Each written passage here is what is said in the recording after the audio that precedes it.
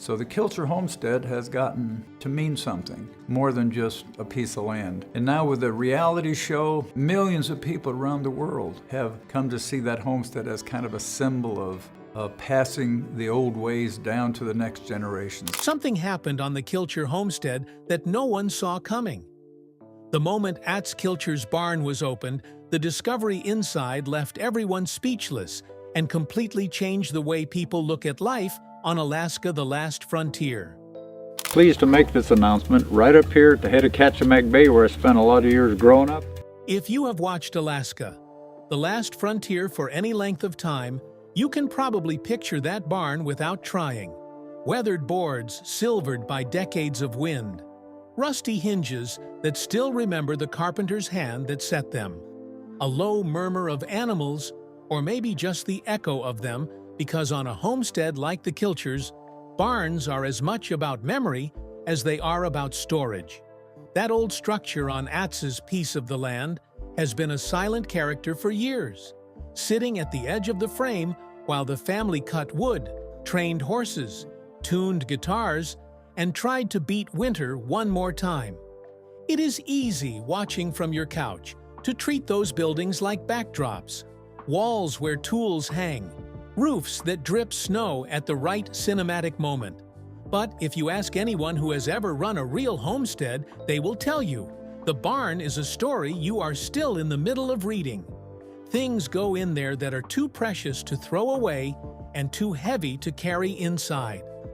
Old tack, old tools, old secrets about what kind of life people wanted to build when they were younger and stronger, and did not yet know what the land would ask of them. When word started to spread that something had been found in Atz's barn, a lot of long-time viewers assumed it was another piece of old gear, maybe a hidden stash of vintage tack, or a pile of salvaged metal he had been meaning to weld into art. The reality, like so much on the homestead, turned out to be a strange braid of practical and personal. To understand why this find landed so hard, you have to understand the man who built that barn, and the family that grew up treating its corners like a second house. Atz Kilcher is a lot of things at once. Oldest son of Yule and Ruth, cowboy poet, Vietnam veteran, father to the next generation of Kilchers who carry the show now, and grandfather to the kids who run between log piles and chicken coops with a casual intimacy that only comes from being born into this world. He has lived through enough Alaska winters to know that you do not waste shelter, even if it creaks. You always keep a roof ready for the things you might need one day, which is how his barn ended up layered with decades of decisions, stacked one on top of the other. You have seen pieces of it over the years. The saddles that have ridden through blizzards and birthdays. The handmade bridles, braided when the house was quiet and the weather outside was anything but. The healing space he created for his horses and himself. The way he talks to them when there is no one else around, using the same voice he uses on a crowd in town if you hand him a guitar. That barn holds his stories. So when the family decided it was time to clean it out properly, to go through every stall and loft and corner before time, or rot did it for them, it was less a chore and more a reckoning. Homestead cleaning is not like city cleaning. You cannot just sweep and toss. Every object might be the only one of its kind for 50 miles. That broken piece of tack might be fixable next winter. That stack of old boards might be the wall of someone's new chicken coop. The Kilchers know this. They learned it from Yule, who learned it from a Europe that broke itself and sent him looking for a different kind of life. Waste is a sin up here. So they moved slowly. Atz, in front as usual, his kids and grandkids behind him, peeling back layers like someone reading old letters. At first, it was what you would expect. Tools whose handles had more stories than the metal at their ends. Coils of rope gone stiff with time, still good enough if you cut away the worst. Old harness parts, buckets, nails saved in coffee cans you can still date by the logo. Every so often, a relic that made them stop. a toy from one of the kids' childhoods that had fallen behind a beam. A photograph tucked into a crack in the wall because someone wanted to hide it somewhere safe and high and then forgot to bring it back inside.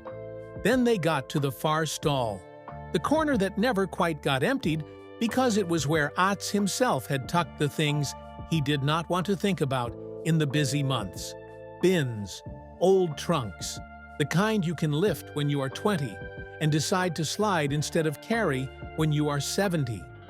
The family shifted them out one by one, dust motes erupting into the air in slow golden bursts every time someone set a box down in the shaft of light from the high window. There was laughter, there were groans, and then there was a pause. The pause came when one of the grandkids, eyes sharp in the way only new eyes can be, tugged at a tarp that did not look like it belonged. Underneath was a long wooden crate, well built, edges still solid in a way that told you someone had made it to last. Not just a shipping box, a container with intention.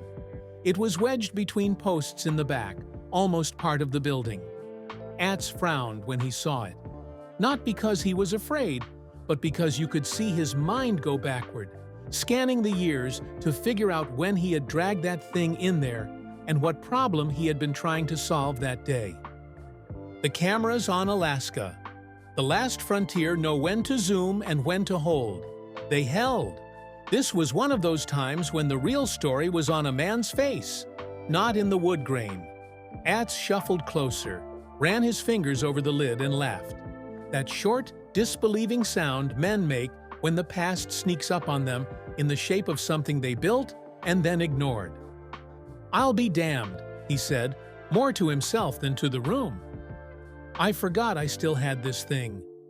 If you have watched Atz at all, you know that his life comes in chapters. Young buck on a wild frontier. Touring musician, chasing songs and storms. Father who was sometimes present and sometimes not. Trying to heal the wounds his own father left him while making his own mistakes along the way. Sober craftsman, working horses and words into something that helped him stand still. Each chapter left artifacts. This crate belonged to one of the more restless seasons, back when the threat hanging over the Kilcher land was not just weather or bears, but paperwork. Howdy, my name's Atz Kilcher. Blackstone Publishing and I are pleased to announce the release of my brand new first ever memoir, Son of a Midnight Land. There was a period, years before the cameras arrived, when the homestead's boundaries and legal standing were not as solid as they look from the air today. Development pressure crept closer to Homer. Roads got better. Lots got smaller. Lawyers started showing up where moose used to. Yule fought, tooth and nail, to keep the land intact, to make sure his children and their children could still live this life. That fight left piles of documents, old survey maps, letters from agencies whose names you rarely speak when you are happier being off-grid.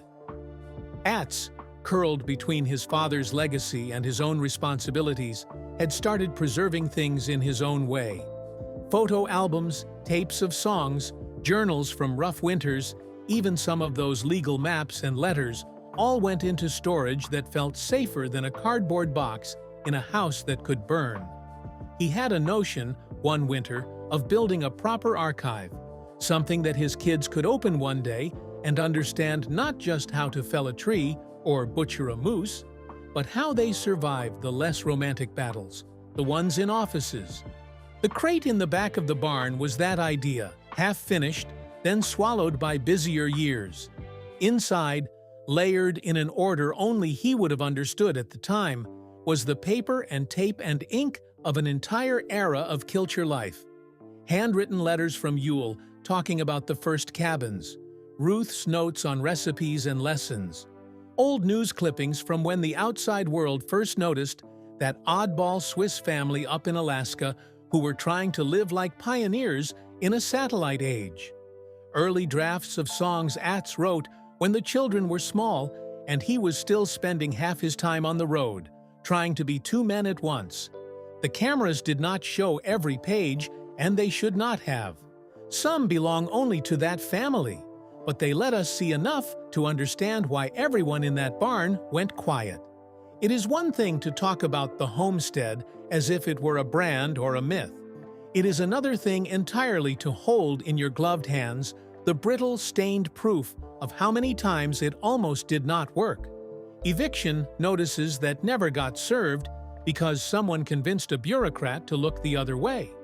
Letters from neighbors offering help when the grocery plane could not land.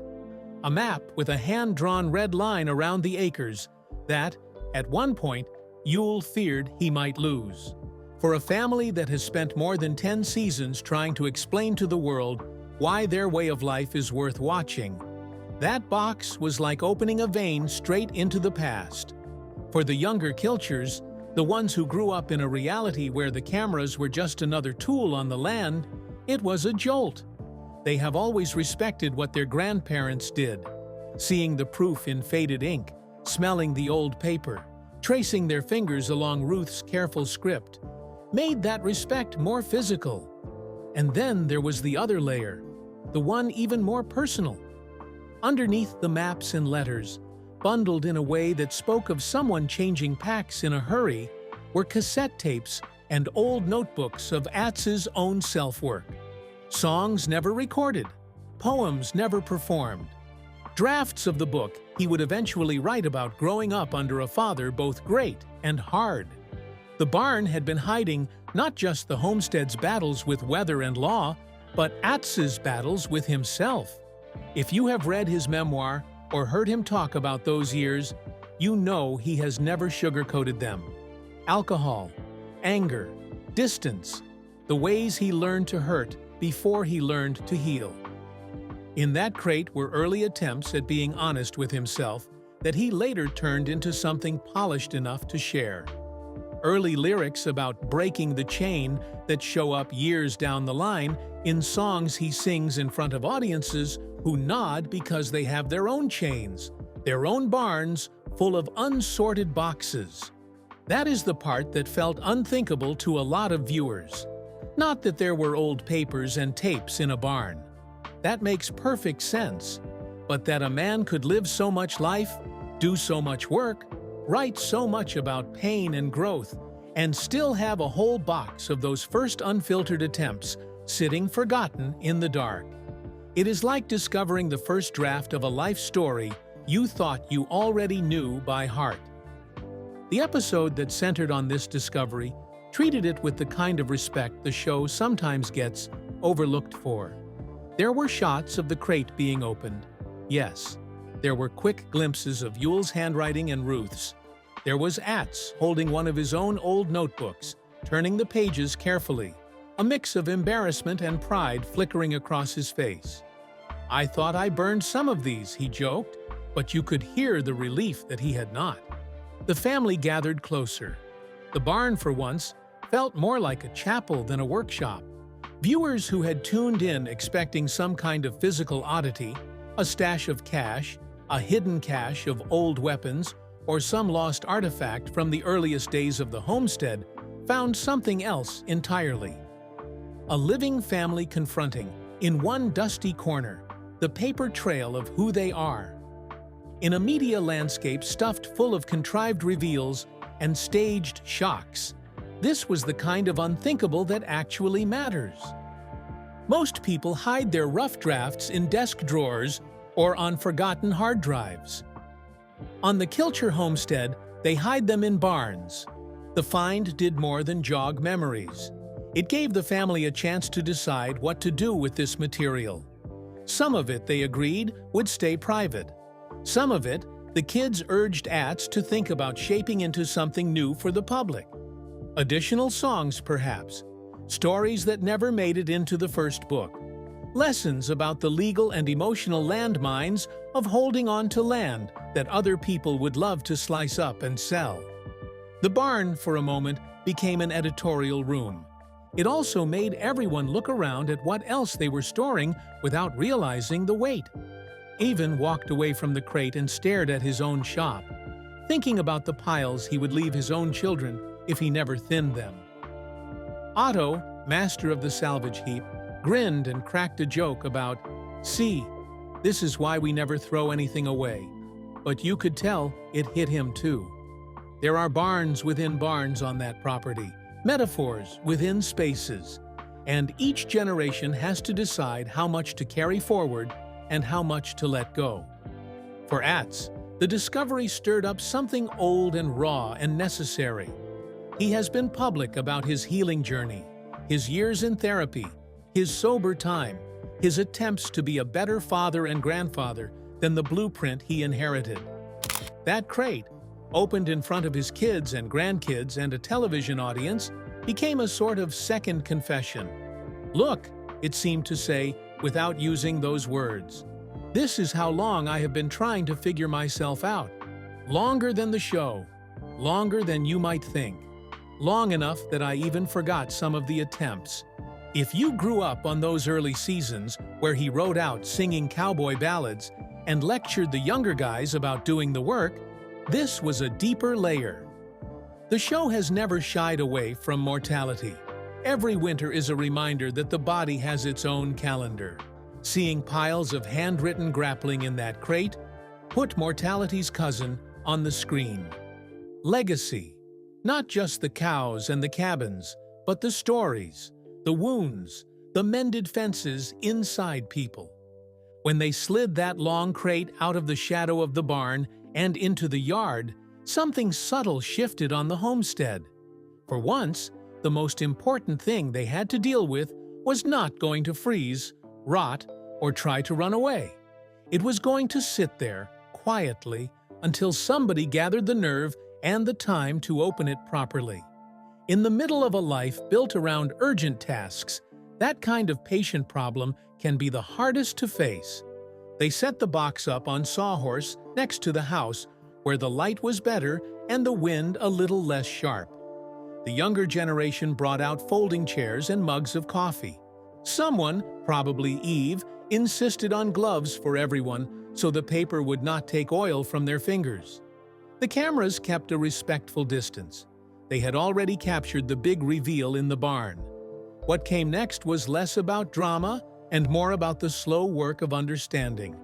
Atz was the one who pried it open again, of course. He had made the crate back when his back tolerated more of that kind of labor. Now his hands shook a little with age, and with the awareness that he was about to introduce his family to versions of himself most of them had never met. The lid came off with a groan. The smell hit everyone at once. Not rot, but old paper, tape, a little mildew, the scent of years you cannot bottle. The first layer was practical. Legal documents, some of them already familiar from stories, others completely new to the younger eyes reading them. Deeds and maps with Kilcher scribbles in the margins. Letters from government agencies with typewriter fonts that looked ancient even to people who had grown up before email. Notices about land use, grazing rights, easements. It was the paper version of all the anxieties that had lurked in the background of the show for years whenever someone joked about the road coming closer. For Ivan and Atz Lee, who have spent their adult lives assuming the homestead is a fixed fact, seeing those early threats in black and white was like looking at a map where the land under their feet used to be a dotted line.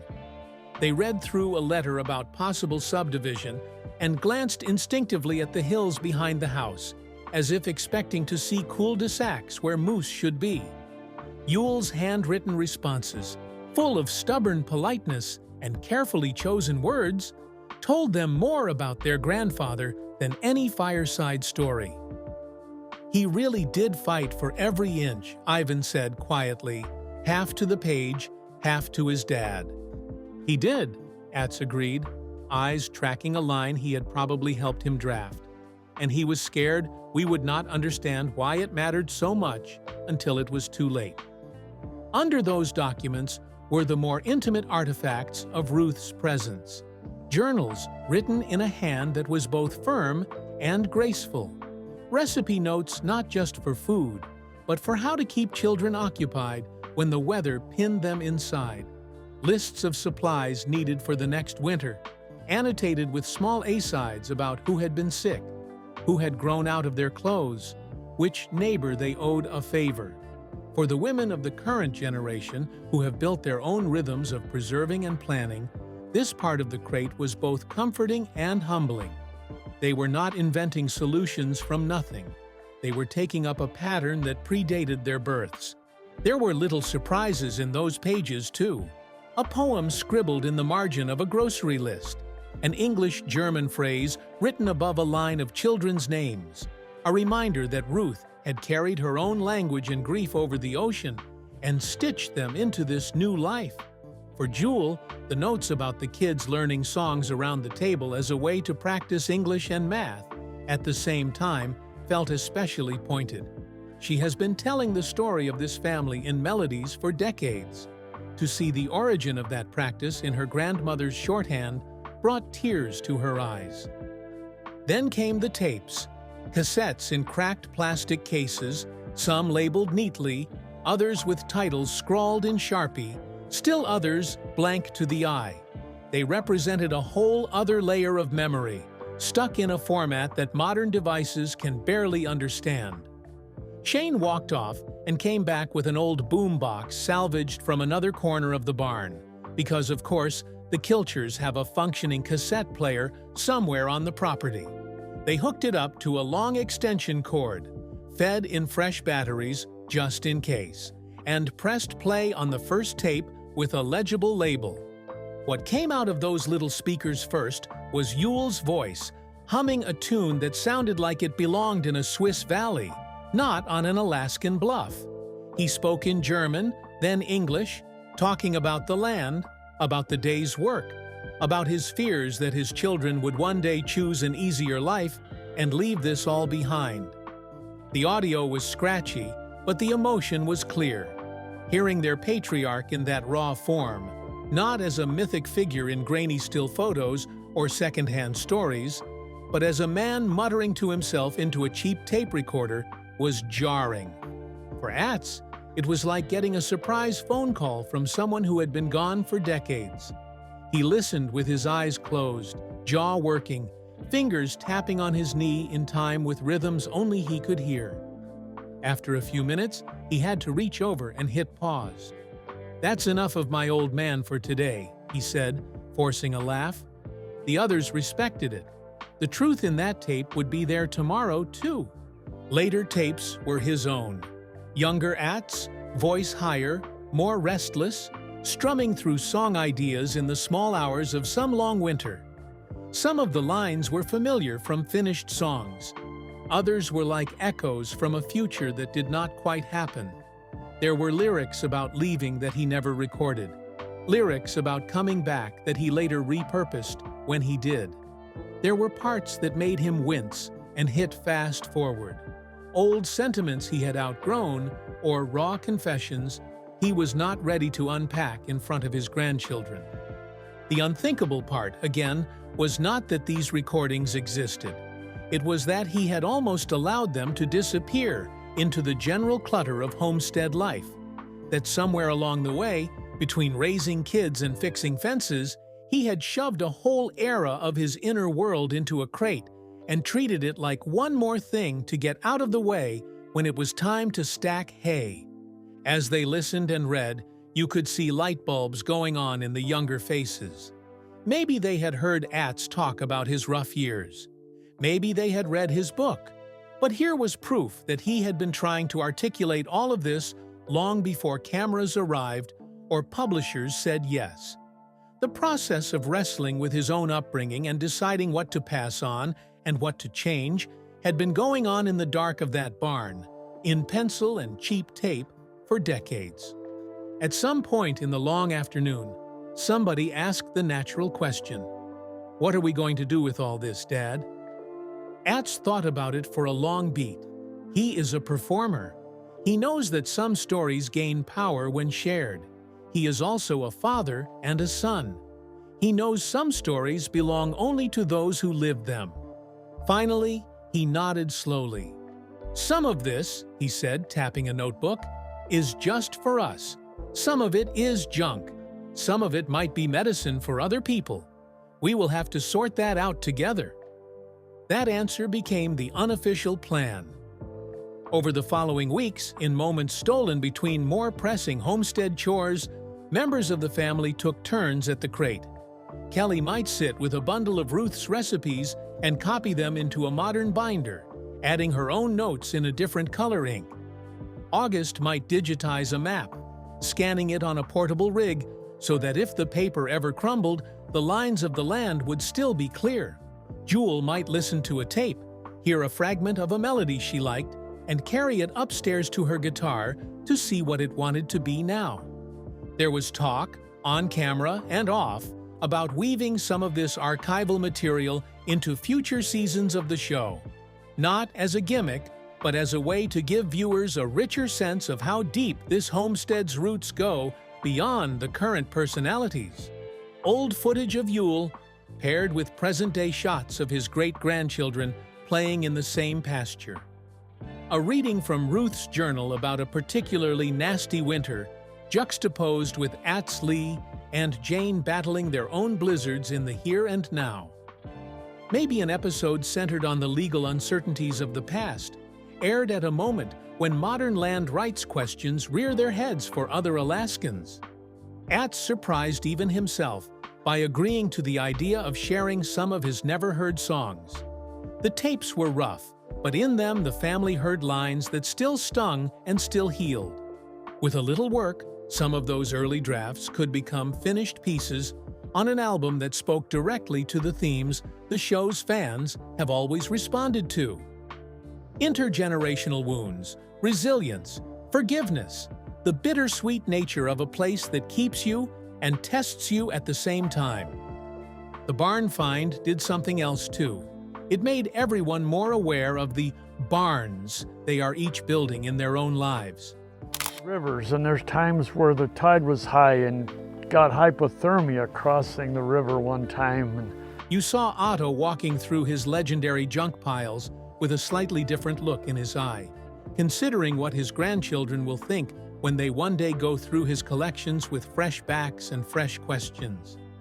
You saw Eve organizing their pantry with a sharper sense of who might rely on these notes decades from now, when she is the one whose handwriting feels like a voice from another era. Even for viewers at home, there was a ripple effect. Social media lit up with people talking about their own barns, literal and metaphorical. That box of letters in the attic from grandparents who immigrated. That hard drive of half-finished songs or stories. That folder of family recipes scribbled on the backs of envelopes. People realized that, like the Kilchers, they might be sitting on unexamined treasure, not in monetary terms, but in terms of understanding where they came from and what they want to carry forward. In follow-up episodes, the show spent time back in the barn, not for another big surprise, but to show the work of making it less of a time capsule and more of a living tool again. Younger hands climbed into the loft and finally sorted hay from true trash. Old sleds were pulled down, repaired, or retired. An entire wall of outdated harness parts got reduced to the few pieces worth rebuilding. The space that had once hidden the crate slowly turned into something more intentional. A corner for stored archive boxes, clearly labeled and shelved above the floodline. There was a scene where Atz drove a new nail into a support beam to hang a lariat he still uses and paused, staring at the spot where the crate had leaned for so long. "Feels like a ghost moved out," he said. "Makes more room for the living." That line summed up what the unthinkable find had really done. It had taken a stack of unprocessed history out of the shadows and turned it into something conscious and, therefore, less heavy. The barn itself, after a bit of shoring up and some new boards, seemed almost to stand taller. These buildings are not just props. They change when the people inside them change.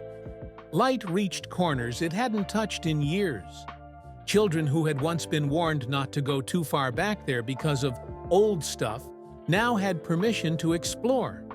In one shot, a grandchild sat cross-legged where the crate used to be, reading a children's book, perfectly comfortable in a space that had once been a dumping ground for confusing adults' problems.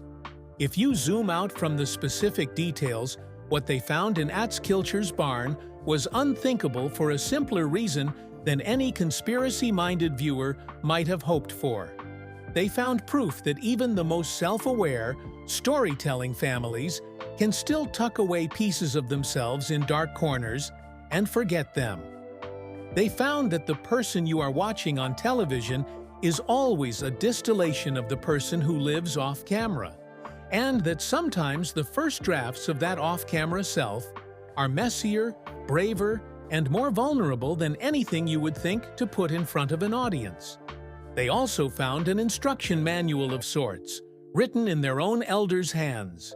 It told them how to fight for land with words, not just fences, how to bake bread that keeps better in a cold pantry, how to raise children who can survive this place without turning hard, how to admit that you did not always get that last part right, and how to try again with the next generation. For a show that has, at its best, been about the collision between old ways and new cameras, this storyline felt like a thesis statement. The Kilchers are not reenacting someone else's frontier. They are continuing their own. And part of that continuation now includes actively preserving the record of what came before, so that when the day comes that a yet unborn Kilcher child wanders into that barn and finds a box with their name on it, they will not be unthinkably surprised. They will be ready. As for Atz, the barn find seemed to soften something in him. In later confessional scenes, he talked with a different kind of openness about his father, his own missteps, and his gratitude for the chance to still be here, sorting this all out with his kids instead of leaving them to gossip with dusty artifacts. "This old barn," he said in one such moment, leaning on the doorframe, "has seen me at my worst and my best. Finding that box, it was like the barn saying, 'You forgot a piece of yourself. Better pick it up before you go.'" On a homestead where nothing is supposed to be wasted, that is the lesson that lingers. Use the boards, use the scrap iron, use the old rope for something smaller, and maybe, just maybe, use the old words too when the time is right. Not to stay stuck in the past, but to give the future a clearer map than the one you had. The next time the drone camera pulls back from Atz's place, skimming over the barn roof and out toward the bluff, you might see it differently. Not just as a picturesque building in the wide Alaskan tableau, but as a chest that has been opened, aired out, and carefully repacked. Some secrets removed, some stories ready to travel, some lessons tucked back inside for safekeeping. On Alaska, the last frontier, the unthinkable thing hiding in that barn turned out not to be a monster or a miracle, but something more useful. A reminder that even the toughest among us are still in the process of figuring ourselves out. Before you move on, make sure you like the video and subscribe to the channel because there are more updates from the Kilcher homestead coming soon. When you turn on notifications, you will always be the first to hear the latest developments.